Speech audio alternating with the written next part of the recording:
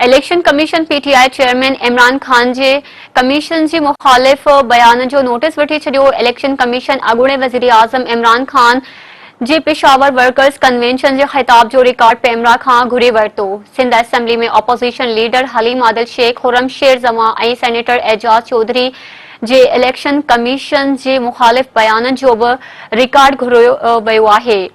याद रहे तो 2 ॾींहं अॻु पीटीआई जे वर्कर्स कन्वेंशन खे ख़िताब कंदे Imran Khan chief election commissioner खां इस्तीफ़ा जो मुतालबो कयो हो ऐं इल्ज़ाम हयो हो त चीफ इलेक्शन कमिश्नर राजा सुल्तान नवाज़ लीग जो एजेंट आहे।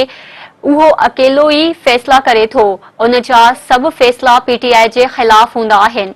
हुन इलेक्शन कमीशन जे तर्जुमान पीटीआई चेयरमैन इमरान खान जानिबदारी वारनि इल्ज़ामनि खे रद्द कंदे चयो आहे त इलेक्शन कमीशन आईनी इदारो आहे, समूरा फैसला आइन ऐं कानून मूजिब करे थो।